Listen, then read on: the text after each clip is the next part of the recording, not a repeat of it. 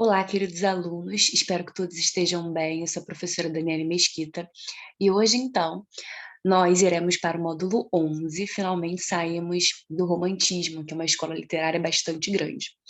Então, vamos ao contexto histórico, como já é de praxe, né? Então, a partir da segunda metade do século XIX, houve na Europa significativas transformações que impactaram a mentalidade da época. Arranjos econômicos, avanços científicos, teses filosóficas, entre outros. Diversos setores da sociedade foram impactados pelos efeitos da Revolução Industrial. As fábricas, por exemplo, passaram a ser equipadas com máquinas mais elaboradas e eficientes. Essa mudança, por sua vez, proporcionou prosperidade, mas apenas para os proprietários das indústrias, os quais enriqueceram significativamente, formando assim a chamada burguesia industrial. Isso afetou diretamente as relações de trabalho, pois muitos camponeses foram para as cidades em busca de melhores condições de vida. Porém, essas pessoas que passaram a trabalhar nas fábricas continuaram a ser exploradas nas jornadas de trabalho de 14 a 16 horas diárias, recebendo salários miseráveis. Grande parte dessa força de trabalho era composta de mulheres, com salários muito menores que os dos homens, e crianças, que muitas vezes nem chegavam a ser remuneradas. Esse era o cenário da Europa no fim do século XIX, que se estendia para diversos outros lugares, inclusive para a América. Instalava-se assim a lógica capitalista que aprofundou a divisão social do trabalho, ampliou a exploração do trabalhador e, consequentemente, agravou os problemas sociais, dando margem aos movimentos organizados do operariado, os quais reivindicavam melhores condições de trabalho e salários mais justos. No que diz respeito aos avanços científicos, durante todo o século XIX, houve um importante salto no desenvolvimento tecnológico, que inclui a utilização de matérias-primas como o ferro e o aço, além de intervenções importantes como a locomotiva a vapor, o telégrafo, o telefone, o fonógrafo, a lâmpada incandescente, a fotografia e o cinema. Esse período ficou marcado historicamente como Segunda Revolução Industrial. Nesse cenário, então, de acordo com todo esse contexto histórico, acho que vocês vão perceber que as características têm muito a ver, né, com isso tudo que estava acontecendo. Nesse cenário, desenvolveram-se teses filosóficas importantes, as quais influenciaram o pensamento da época. Então, a gente tem aqui o cientificismo.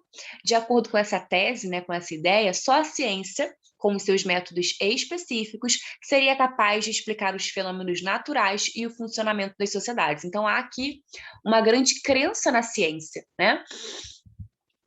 Continuando, positivismo ancorado no cientificismo, que a gente acabou de ver. Gente, eu tô tossindo um pouquinho, desculpa. Essa tese, desenvolvida pelo filósofo, não lerei o nome dele para não falar incorretamente, defendia a ideia de que o conhecimento é obtido por meio da análise neutra e objetiva da realidade, sem qualquer subjetividade, ou seja, a subjetividade atrapalha a ciência, né? Para isso, seria necessário tomar os dados da realidade, observá-los atentamente, experimentá-los e ainda compará-los a outros dados, o que ficou caracterizado como filosofia empírica. Continuando, então, o positivismo ele tem uma ligação forte aqui com o cientificismo, né? Determinismo, criada por essa tese parte do princípio de que o comportamento do homem é determinante por três elementos: o meio, a origem, a herança, né, fatores genéticos e o momento histórico. Essa ideia de determinismo é muito importante, principalmente, não principalmente, né, mas também para que você possa usar como repertório na sua redação. Então, esses elementos estariam ligados entre si numa espécie de cadeia, numa relação de causa e efeito, em que um elemento seria influenciado pelo outro. Portanto, sob esse ponto de vista, a impossibilidade de fazer escolhas condicionaria os acontecimentos e o comportamento humano. Ou seja, gente, o que o determinismo prega? É a ideia de que o homem ele age, né, de determinada maneira a depender do momento né, em que ele vive, a depender do meio onde ele vive, a depender também desses fatores genéticos. Então, um bom exemplo disso é o livro sobre o qual falaremos, né, ou na aula de hoje ou na próxima, intitulado O Cortiço. Então, o cortiço é um ótimo exemplo para se falar sobre determinismo. Aí aqui nós temos o evolucionismo ou darwinismo, sob outro enfoque, tomando como base as teses evolutivas propostas por Lamarck, de que o meio influencia os organismos vivos. Charles Darwin defendeu a teoria da seleção natural, que, como vocês já devem ter visto lá em biologia, né? A ideia de que os mais fortes sobrevivem, os mais fracos são eliminados. Sob essa perspectiva, as grandes transformações seriam explicadas pelo princípio de que formas mais simples, por necessidade de adaptação ao meio, evoluem e dão origem a formas cada vez mais complexas. Então, a gente tem essa ideia, né, que parte do simples para o mais complexo, e também a ideia de que os mais fortes, né, é que vão sobreviver. Só um segundinho, gente.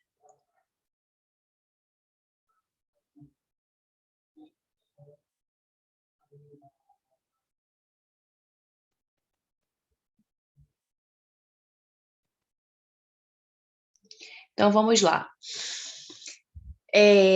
Materialismo. Tese de caráter social e econômico que propõe a reflexão em torno da sociedade organizada em classes e movida por fatores econômicos e materiais, os quais são responsáveis pelas profundas desigualdades sociais.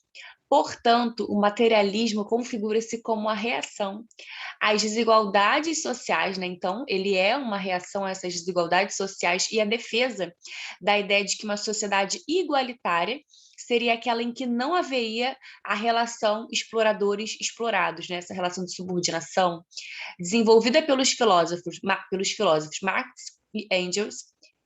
Essa tese passou a ser conhecida como materialismo histórico ou socialismo, né? Uma ideia bastante famosa. Vamos então aqui falar sobre o realismo e o naturalismo na literatura.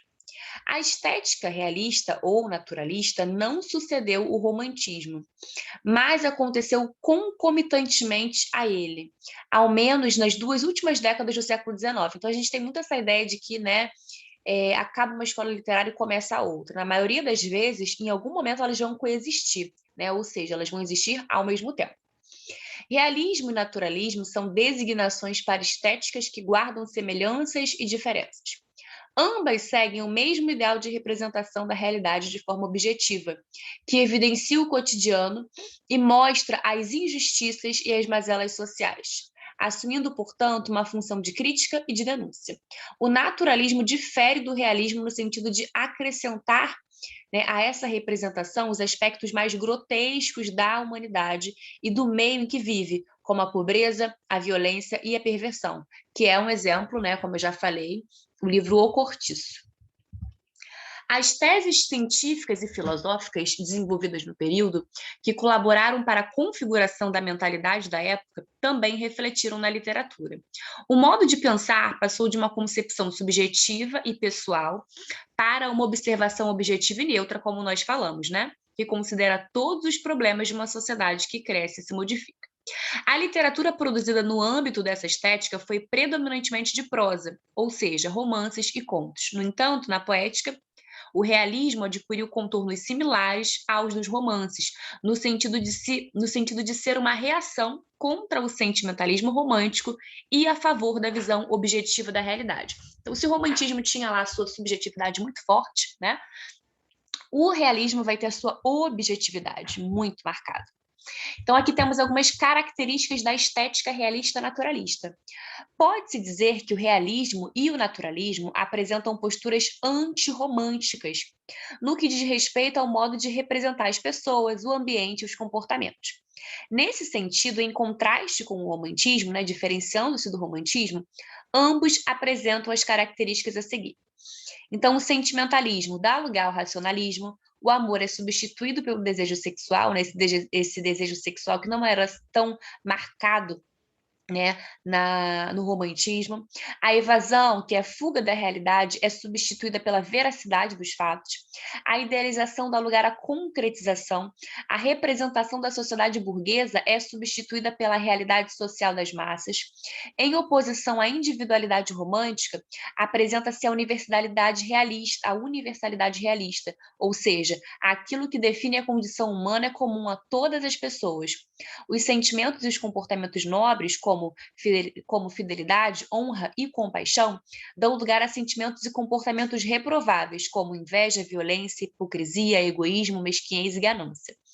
Essa representação mais concreta e crua da realidade, procurava atrair o leitor para a reflexão e a crítica, de modo a ultrapassar a função de entretenimento e promover a conscientização para os problemas sociais e as questões fundamentalmente humanas. Ou seja, aqui o realismo, né, como o próprio nome diz, ele fugia dessa evasão, né, ele fugia desse sentimentalismo, buscava uma neutralidade, buscava fazer críticas à sociedade, tanto é que o principal nome, né, do realismo é Machado de Assis, que é conhecido por ser muito crítico, né?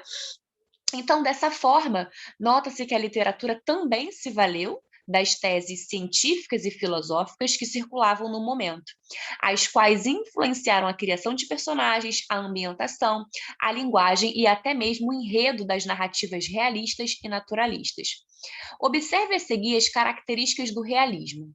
Então, nós temos aqui representação da realidade de modo objetivo, representação do ser humano com qualidades e defeitos, foco sai da burguesia e é direcionado às massas, preferência pelo cotidiano das pessoas comuns, crítica às instituições, Estado, igreja e família tradicional, caracterização dos personagens como mentirosos, interesseiros, gananciosos, preconceituosos e problemáticos, representação de tipos sociais, o comerciante, a dona de casa, o médico e etc.